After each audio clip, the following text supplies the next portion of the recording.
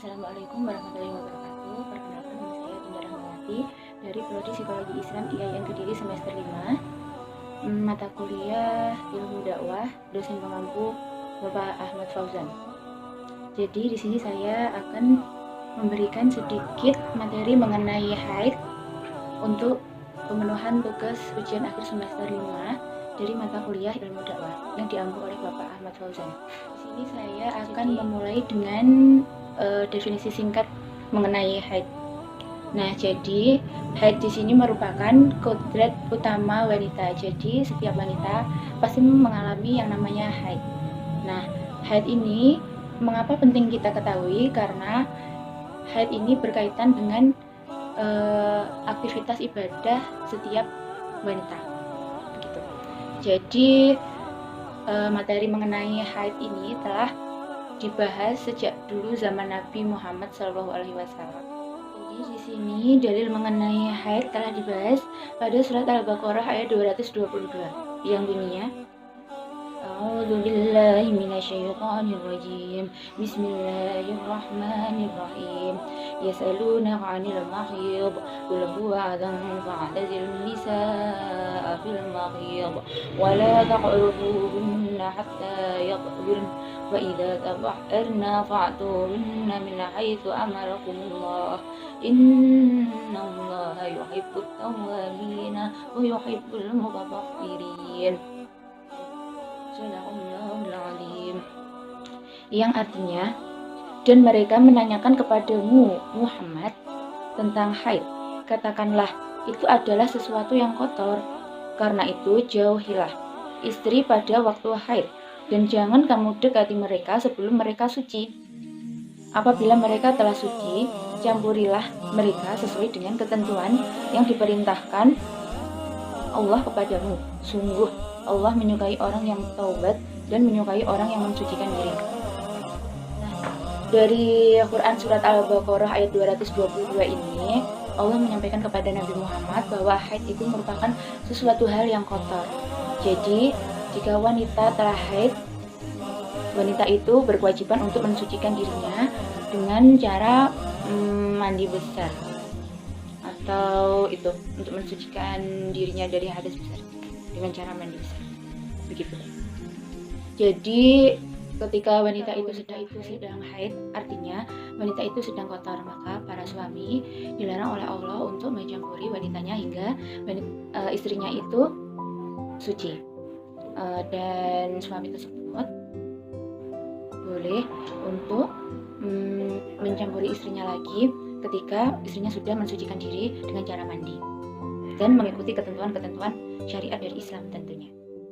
Nah, jadi para wanita seperti kita ini usia 20 tahun atau mahasiswa sekitar semester 5 seharusnya sudah mengetahui atau memahami apa itu haid. Jadi tidak hanya dari segi definisi, namun juga dari segi dalam mengenai haid tersebut. Maksudnya begini, haid itu tidak hanya dibahas secara teoritis, namun melainkan juga merupakan materi aplikatif. Jadi kita itu wajib mengetahui bagaimana sih kalau hal yang bisa kita lakukan ketika kita sedang mengalami haid. Jadi haid ini penting untuk diketahui dan dipelajari. Mengapa? Karena kaitannya sangat erat dengan ibadah kita sehari-hari. Selanjutnya juga ada hadis Nabi, hadis riwayat Bukhari dan Muslim yang mengenai haid, yang bunyinya ada syai'un kitabatullahu ala banati Adam matfuq alaih, yang artinya ini haid merupakan sesuatu yang telah ditakdirkan Allah kepada cucu-cucu wanita Adam. Hadis riwayat Bukhari dan Muslim. Dalam hadis riwayat Bukhari dan Muslim ini meriwayatkan atau menjelaskan bahwa setiap wanita haid itu telah ditakdirkan oleh Allah. Jadi tidak perlu kita takut atau kita merasa itu adalah suatu kesalahan karena tubuh kita itu tidak. tapi setiap wanita itu pasti mengalami haid atau menstruasi ketika wanita tersebut sudah mengalami pubertas. Kalau secara psikologi sekitar usia 9 tahun itu sekitar kelas 2 atau kelas 4 sekolah dasar, wanita sudah mulai mengalami menstruasi sebagai tanda pubertas. Selanjutnya, kalau haid dilihat dari segi definisi, haid itu kalau dalam bahasa Indonesia biasa disebut dengan menstruasi. Secara harfiah atau secara bahasa mempunyai arti mengalir. Sedangkan menurut arti syar'i atau secara istilah, haid itu merupakan darah yang keluar melalui alat kelamin wanita yang sudah mencapai usia minimal 9 tahun, kurang dari 16 hari, kurang sedikit atau sekitar usia 8 tahun 11 bulan, 14 hari lebih sedikit, dan keluar secara alami atau tanpa perempuan, bukan disebabkan melahirkan atau penyakit lain. Jadi seorang wanita itu bisa dikatakan mulai pertama haid itu sekitar usia 8 tahun 11 bulan kurang 14 hari atau 9 tahun kurang 16 hari kurang sedikit gitu. Itu patokan dari segi agama Islam. Nah, hukum belajar ilmu haid, mengingat bahwa haid itu merupakan suatu hal yang sangat poin penting dalam kaitannya dengan rutinitas ibadah kita sehari-hari. Jadi di sini seorang wanita dituntut untuk mengetahui hukum-hukum permasalahan yang dialaminya agar ibadah yang ia lakukan sah dan benar menurut syarat. Tidak ada jalan lain kecuali belajar. Sedangkan ketentuan hukum mempelajari ilmu haid ini, yang pertama adalah fardhu ain bagi wanita yang sudah balik. Artinya bagi wanita yang sudah balik atau tadi ya ketentuannya 8 tahun 11 bulan kurang 14 hari atau 9 tahun kurang 16 hari kurang sedikit. Artinya wajib bagi setiap wanita yang sudah balik untuk belajar dan mengerti permasalahan yang berhubungan dengan haid, nifas, dan istihadah. Sebab mempelajari hal-hal yang menjadi syarat keabsahan dan membatalnya suatu ibadah adalah fardhu ain, sehingga setiap wanita wajib keluar dari rumah untuk mempelajari hal tersebut. Dan bagi suami atau mahram tidak boleh mencegahnya manakala mereka tidak mampu mengajarinya. Jika mampu, maka wajib bagi mereka memberi penjelasan dan diperbolehkan baginya untuk mencegah wanita tersebut keluar dari rumah. Jadi hukum mempelajari mengenai haid ini menjadi fardhu ain ketika wanita tersebut sudah balik. Gitu. Bagi wanita yang sudah memiliki suami, jikalau suaminya tersebut mampu menjelaskan atau mengajarkan mengenai haid tersebut, maka suami tersebut boleh untuk melarang wanitanya pergi keluar rumah untuk mencari ilmu mengenai haid tersebut. Nah, lain lagi jika suami tersebut tidak dapat memberikan penjelasan atau pengertian kepada istrinya, maka suami tersebut tidak diperkenankan untuk melarang istrinya untuk pergi keluar rumah mencari ilmu mengenai sesuatu hal yang berkaitan dengan ibadah. Yang selanjutnya, hukum mempelajari haid, yaitu fardhu kifayah bagi laki-laki. Mengingat permasalahan haid, nifas, dan istihadah tidak bersentuhan langsung dengan rutinitas ibadah kaum laki-laki, maka hukum mempelajarinya adalah fardhu kifayah. Sebab mempelajari ilmu yang tidak bersentuhan langsung dengan amaliyah, ibadah yang harus dilakukan, hukumnya adalah fardhu kifayah. Hal ini menegakkan ajaran agama dan untuk keperluan ifta atau fatwa. Jadi kalau untuk wanita yang sudah balik tadi, hukum mempelajari ilmu haid ini adalah fardhu ain atau sangat dianjurkan karena berkaitan dengan ibadah sehari-hari. Nah, beda lagi dengan hukum mempelajari haid ini bagi laki-laki, yaitu fardhu kifayah.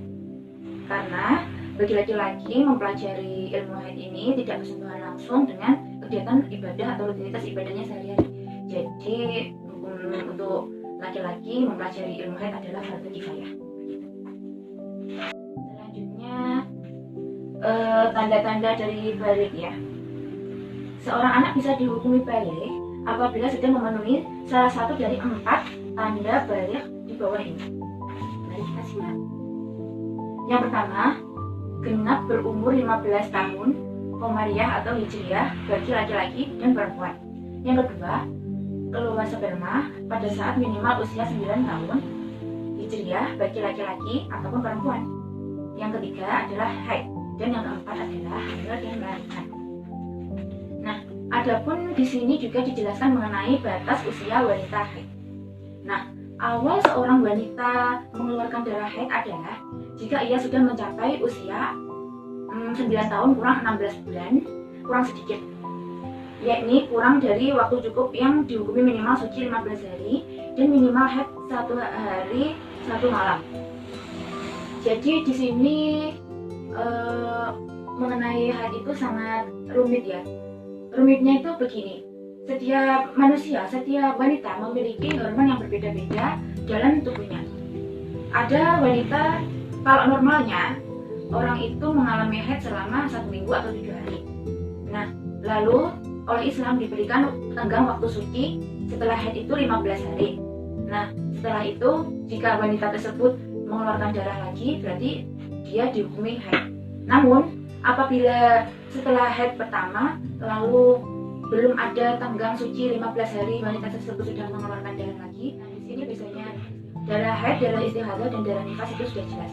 Kalau darah haid itu merupakan darah yang keluar selama 1 bulan sekali, normalnya selama 7 hari. Dan kalau istihadah itu darah yang keluar di saat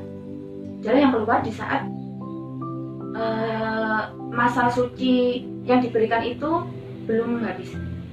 Jadi misalkan kalau yang darah istihadah ya, itu wanita haid selama 7 hari, lalu diberikan masa suci 15 hari. Nah, hari ke-13 wanita tersebut sudah haid lagi. Nah, itu wanita tersebut wajib untuk membersihkan dan tidak perlu mandi besar, namun bisa dibersihkan lalu wudhu dan langsung melakukan ibadah. Bisa begitu karena di sini batas untuk suci selama 15 hari itu belum terpenuhi. Jadi di sini bukan darah haid. Nah, di sini disebut darah istihadah. Jadi kalau bagi wanita, haid ini bisa dijadikan sebagai bahan refleksi ketika kita tidak bisa melakukan ibadah wajib seperti biasanya karena keadaan sedang najis besar, itu kita bisa melakukan ibadah atau amalan yang lainnya seperti berzikir atau memperbanyak sholawat. Selanjutnya, tadi kan kita membahas batasan usia wanita haid 8 tahun lebih 6 bulan kurang saya ulang ya, 9 tahun kurang 16 hari kurang sedikit itu normalnya wanita mulai. Jadi sebelum jika ada anak sebelum usia tersebut sudah mengalami haid, sudah keluar darah, itu tidak bisa dihukumi sebagai darah haid. Bisa saja anak tersebut sedang mengalami sakit atau gangguan pada tubuhnya mengenai darah yang keluar. Nah, ini ada beberapa contoh kasus sih.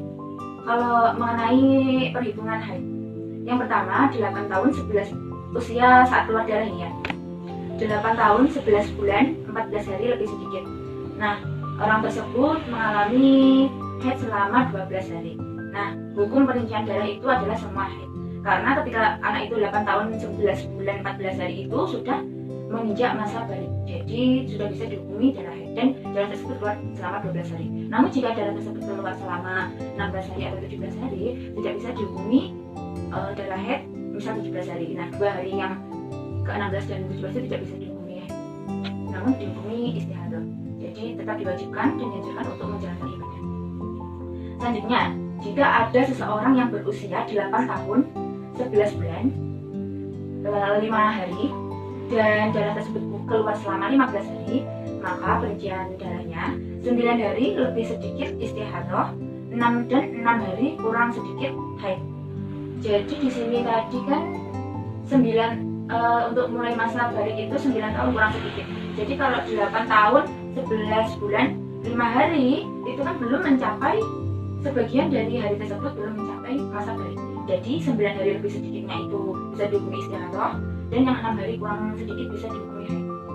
Nah, kalau masih 8 tahun kok anak tersebut sudah mengalami haid dan darah tersebut keluar selama 15 hari, maka darah tersebut bisa dihukumi semua istihadhah. Karena awal patokan usia awal untuk masa haid tadi adalah 9 tahun kurang sedikit ya, 9 tahun kurang 16 hari. Jadi kalau 8 tahun itu belum mencapai masa haid gitu. Kalau anak tersebut sudah berusia 9 tahun dan anak tersebut mengeluarkan darah, berarti anak tersebut sudah bisa dihukumi haid jikalau keluarnya itu selama 10 hari, tidak lebih dari 15 hari. Di sini juga dijelaskan mengenai ketentuan dari darah haid. Yang pertama, keluar dari wanita yang sudah balik atau berusia 9 tahun kurang dari 16 hari kurang sedikit. Yang kedua, darah yang keluar minimal 1 hari 1 malam. Jika keluar secara terus-menerus atau sejumlah 24 jam, jika keluar secara terputus-putus asal tidak melampaui 15 hari. Untuk syarat yang kedua ini bisa dikatakan darah haid apabila keluar minimal 24 jam dan tidak lebih dari 15 hari. Selanjutnya, tidak lebih 15 hari 15 malam jika keluar terus-menerus.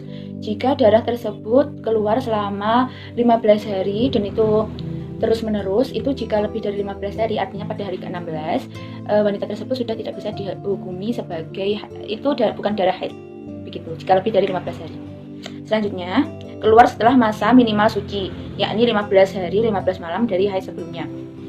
Jadi ketika seorang wanita itu haid misalnya 3 hari, lalu setelah mengalami 15 hari dia itu suci dan darah itu keluar lagi, nah itu bisa disebut sebagai darah haid gitu. Selanjutnya kita akan memberikan contoh kasus dari haid. Bisa didengarkan. Selanjutnya, dari pembahasan ketiga contoh tersebut, Feni, Teti, dan Neni, yang pertama tadi kita bahas si Feni, keluar darah 3 hari, berhenti 3 hari, dan keluar lagi selama 5 hari. Pembahasannya, bila darah kedua sudah di luar rangkaian masa 15 hari dari permulaan haid, haid pertama jumlah tidak kurang dari 15 hari, sementara jumlah masa pemisah ditambah darah kedua tidak lebih dari 15 hari. Maka darah kedua dihukumi dengan darah istihadhah. Dihukumi dengan darah fasad atau darah kotor, begitu ya. Selanjutnya, yang kasusnya si tadi yang udah kita bahas kasusnya si Feni ya. Selanjutnya ada kasusnya si Teti.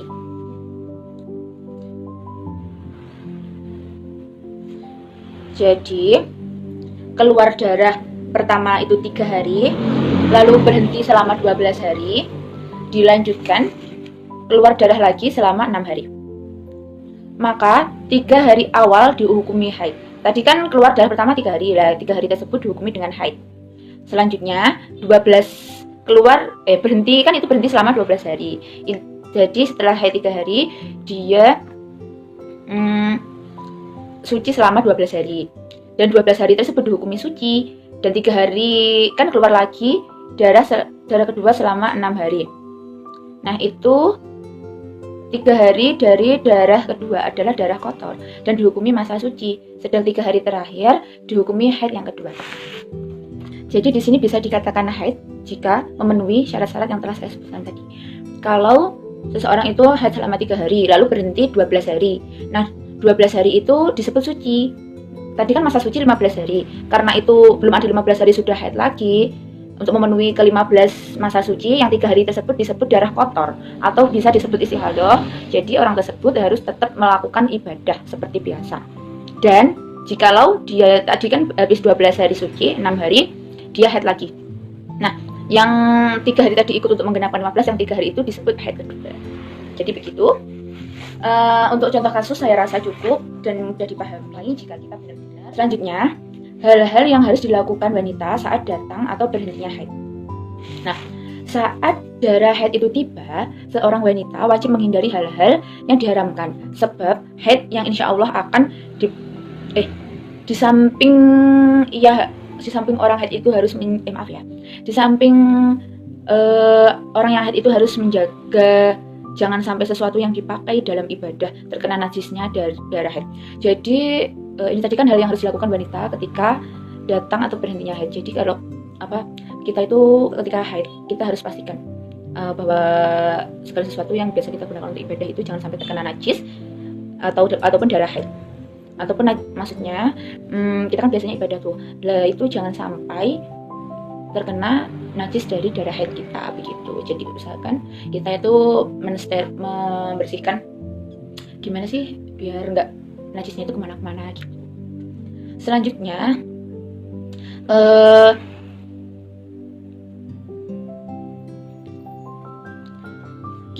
kemudian jika orang tersebut haid selama 24 jam, manakala darah tersebut berhenti, dia wajib mandi serta melaksanakan ibadah rutin sehari-harinya ya.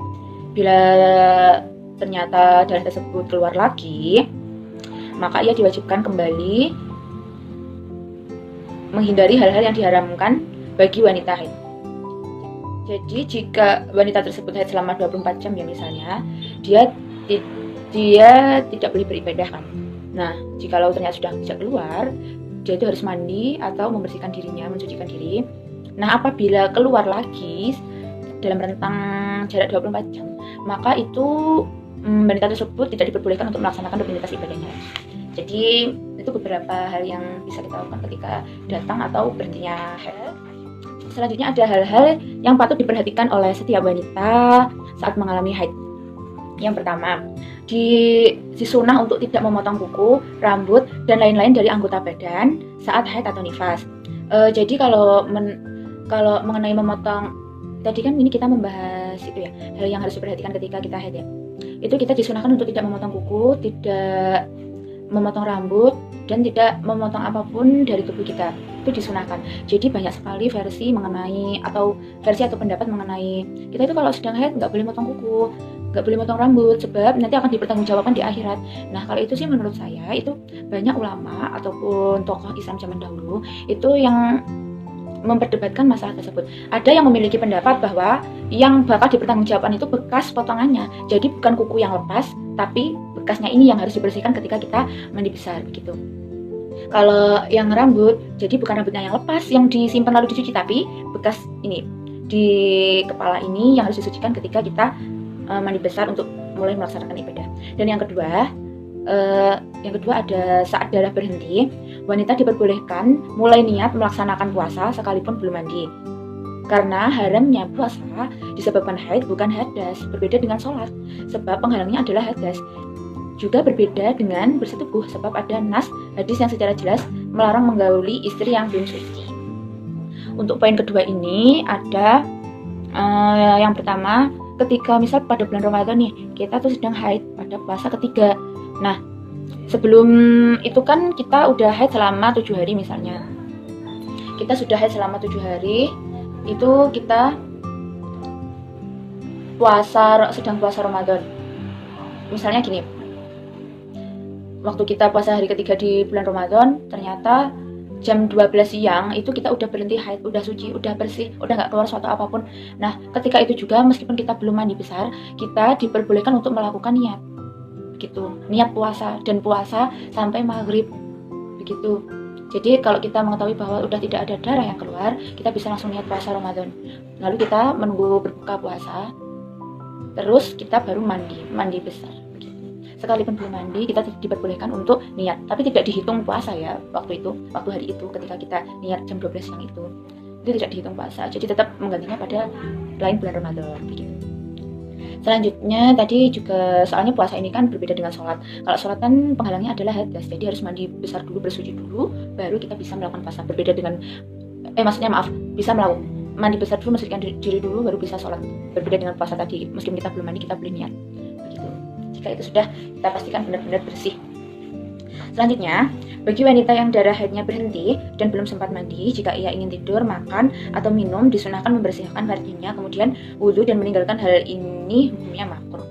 Jadi kalau untuk wanita haid itu jika ingin makan, ingin tidur, itu disunahkan untuk berwudhu atau membersihkan daerah-daerah yang biasanya kotor ya atau terkena darah, itu dibersihkan dulu, kita wudhu baru kita tidur.